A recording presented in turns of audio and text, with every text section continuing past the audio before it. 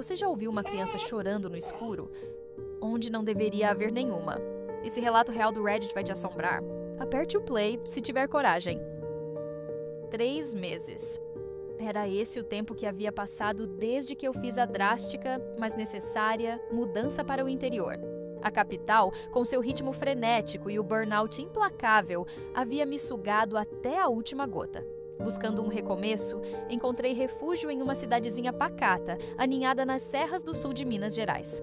A casa que escolhi era um achado, antiga, com um charme rústico e um ar de tranquilidade que prometia o descanso que eu tanto almejava.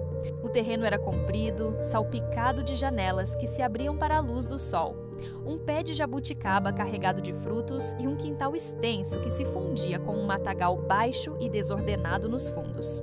A princípio, o silêncio da casa era uma bênção, um silêncio profundo, quase absoluto, interrompido apenas pelos sons da natureza. Mas essa quietude, que a princípio era um bálsamo, começou a se tornar opressora, quase sinistra. E então, no meu 6º dia ali, esse silêncio foi brutalmente quebrado por um som que não se encaixava naquele cenário, que desafiava a lógica daquele lugar calmo e isolado. O choro de uma criança. Não era um choro de dor aguda, nem um grito estridente de pânico. Era algo muito mais inquietante, um lamento contido, repetitivo, quase um murmúrio desesperado. Soava como o pranto de alguém que chorava há horas, exausto, sem mais esperança de consolo. O som se infiltrava pelas paredes, parecia vibrar no ar e me tirou do sono abruptamente. Levantei-me, o coração batendo forte no peito, e abri as janelas, esperando identificar a origem. Mas a noite lá fora era um manto de escuridão e silêncio absoluto. Nada. Apenas o eco do meu próprio pavor. Na noite seguinte, o pesadelo se repetiu. Exatamente o mesmo choro. E na noite depois dessa, novamente.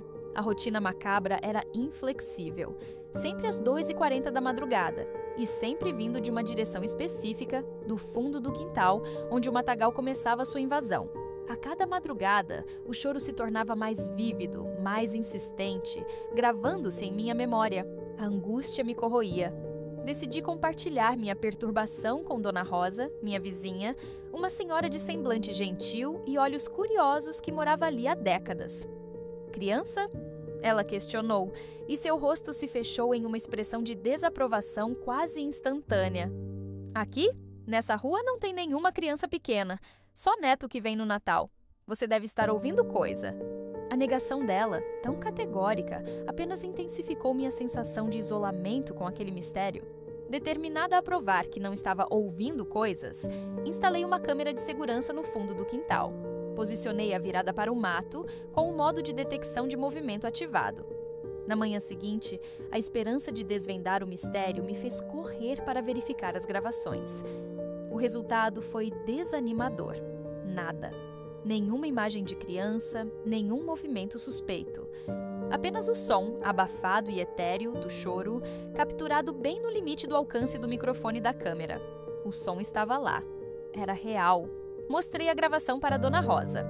Ela arregalou os olhos por um instante, um lampejo de algo que parecia reconhecimento, mas rapidamente disfarçou. Isso aí deve ser gambá ou coruja. Eles fazem barulho esquisito de noite. A explicação dela era forçada, e eu senti que havia algo mais, um segredo.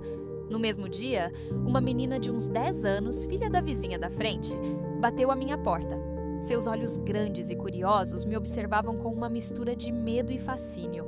Meu irmão mais velho, ela começou em voz baixa, quase um sussurro. Ele viu um bebê de pé no mato numa madrugada dessas. Ela continuou, explicando que ele não havia contado a ninguém porque teve medo de ser ridicularizado pelos amigos. Naquele momento, um arrepio gelado percorreu minha espinha. A revelação da criança confirmava que eu não estava sozinha em minha percepção. Não eram coisas que eu estava ouvindo. A noite se aproximava e, com ela, a proximidade do fatídico horário das 2h40. Senti uma coragem estranha me dominar. Não podia mais apenas ouvir. Precisava ir até lá. Levei uma lanterna potente, fones de ouvido para isolar outros sons e meu celular com o gravador ativado. Não havia lua, mas o céu estava limpo, cravejado de estrelas. Cheguei até o limite onde o mato começava, a vegetação rasteira roçando meus tornozelos. Foi então que ouvi claramente e inconfundivelmente o choro. Mas havia algo diferente. Não vinha de cima nem do meio do matagal. Vinha de dentro da terra. Me aproximei, o feixe de luz da lanterna dançando sobre as folhas secas e as raízes emaranhadas. No chão, sob uma espessa camada de detritos vegetais, meus dedos tocaram algo sólido. Raspei as folhas e a terra com a mão, e o que emergiu me deixou sem fôlego. Um degrau de pedra. Não era uma pedra comum. Era uma estrutura, como se fosse uma pequena tampa de túmulo. Havia uma cruz esculpida na superfície fria da pedra, e logo abaixo, uma única e marcante letra: B. Na manhã seguinte, Dona Rosa veio até meu portão. Sua expressão não era de surpresa, mas de uma resignação que beirava a tristeza. "Sonhou comigo?" Ela perguntou, com um tom que não era de dúvida, mas de certeza. Neguei. Seus olhos fixaram-se nos meus.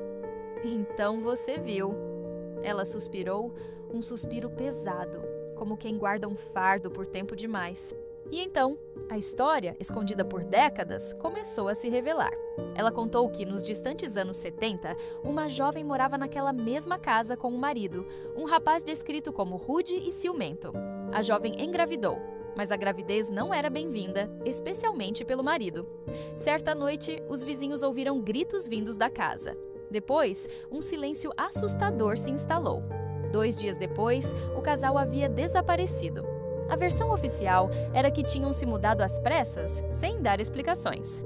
Mas a história que circulava em segredo, um sussurro medonho, era outra. A jovem teve o bebê em casa, e algo terrível aconteceu. O boato mais persistente era que a criança nasceu morta e que foi enterrada ali mesmo no fundo do quintal, sob a pedra marcada com a letra B. Alguns dizem que ela se matou de desgosto. Rosa continuou, sua voz embargada. Outros que fugiu. Ninguém sabe ao certo o que aconteceu com a mãe. Mas depois disso, ninguém mais ficou muito tempo naquela casa. Vinha gente, ouvia coisas, ia embora. A revelação me atingiu como um golpe. Era como se a casa e o próprio terreno estivessem imbuídos daquele sofrimento antigo. Rosa me recomendou algo simbólico, um ato de compaixão, um batismo, uma despedida, uma forma de reconhecer a existência daquela pequena vida que jamais teve uma chance. Na noite seguinte, preparei o pequeno ritual. Coloquei uma vela branca sobre a pedra, símbolo de pureza e paz. Ao lado, uma cruz de madeira simples e um bilhete, cuidadosamente escrito com o nome que eu havia imaginado para ela: Beatriz. Falei em voz alta, minha voz embargada pela emoção, mas firme. "Eu lhe dou o nome de Beatriz. Você não está sozinha, você é lembrada. Pode descansar agora." E com o coração apertado, rezei um Pai Nosso, entregando aquela alma esquecida ao descanso. E esperei. Naquela noite, silêncio. Um silêncio que não era opressor, mas de paz. Um alívio profundo, como se o peso de décadas de lamento tivesse finalmente sido erguido. Mas o mais estranho, o mais inexplicável, aconteceu depois. Minha planta da sala, uma singela violeta que nunca havia dado flor, amanheceu com um botão branco, delicado e perfeito. Como se algo tivesse finalmente florescido. Desde então, nunca mais ouvi o choro. Aquele lamento contido que me assombrava todas as madrugadas desapareceu. Mas de vez em quando, à noite, quando a escuridão da cidade se torna mais densa, vejo algo no fundo do quintal.